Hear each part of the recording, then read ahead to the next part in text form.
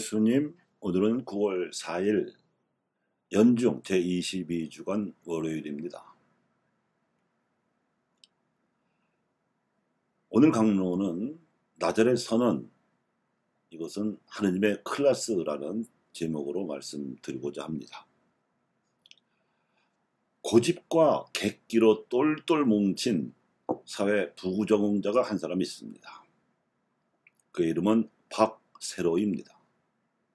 이 남자는 무릎 한 번을 꿇지 못해서 고등학교 중퇴하고 그것도 모자라서 전과자까지 된 데다가 악독한 재벌의 갑질로 인해서 꿈도 잃고 아버지도 잃고 끝없는 나락 속에서 우연히 이태원 거리를 걸었습니다.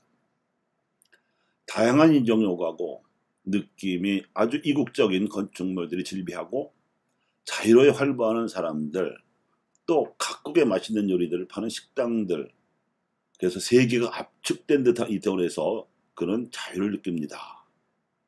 그 묘한 자유 속에서 그는 다시금 희망을 품고 반해버렸습니다. 그리고 이 이태원 골목에서 뜻이 맞는 동료들과 창업을 시작했습니다. 그의 주장은 소신의 대가가 없는 그런 삶을 살고 싶습니다 였습니다. 주인공 박세로이는 그래서 누구하고도 타협하지 않았습니다. 자유를 쫓는 힘없는 자의 소신, 필연같이 찾아오는 고난과 역경 속에서도 자신의 소신을 관철시키며 원하는 바를 이루려고 합니다. 그는 머리가 똑똑하지도 않고 특출한 재능이 있지도 않고 그저 단단할 뿐이었습니다.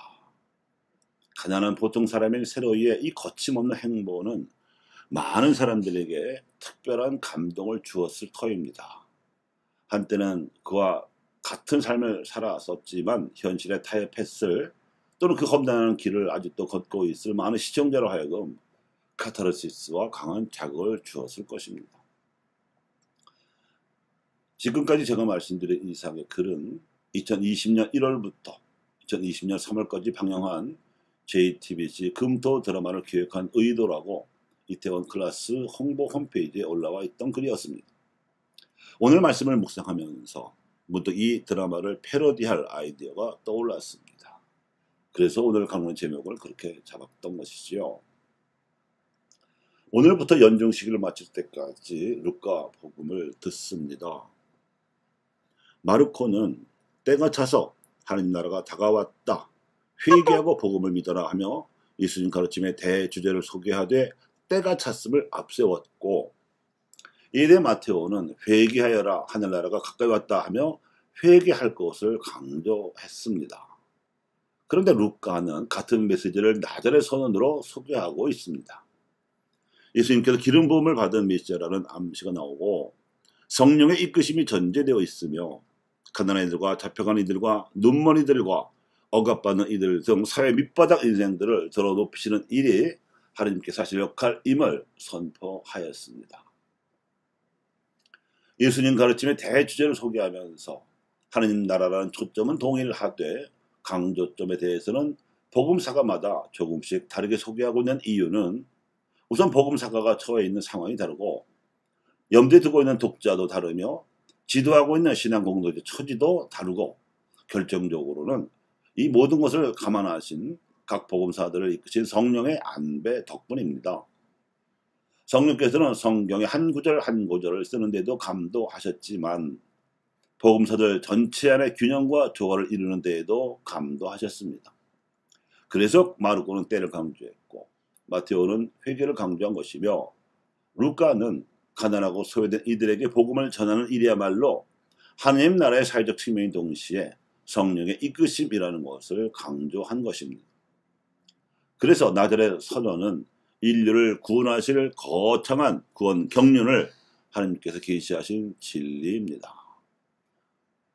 그래서 이토록 중요한 계시 진리이만큼 사도신경에도 마땅히 들어갔어야 했는데 누락되어버리고 말았기 때문에 후대의 역대 교황님들께서 가르치신 가톨릭 사회교리의 주안점이 되었습니다.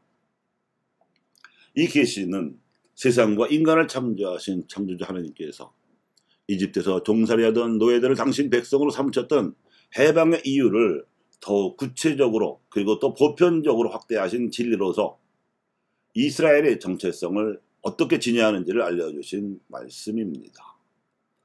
그런데 유감스럽게도 고향 나자렛 사람들은 이러한 클라스를 전혀 눈치채지 못하고 화를 냈고, 그것도 모자라서 예수님을 벼랑으로 끌고 가서 떨어뜨려 죽이려고 했습니다. 말도 안 되는 이상한 얘기 했다 이거겠죠. 고향 사람들의 어이없는 배척에도 불구하고 예수님께서는 그들의 한가운데를 가로질러 떠나가셨습니다. 이것은 매우 상징적인 사건이었습니다.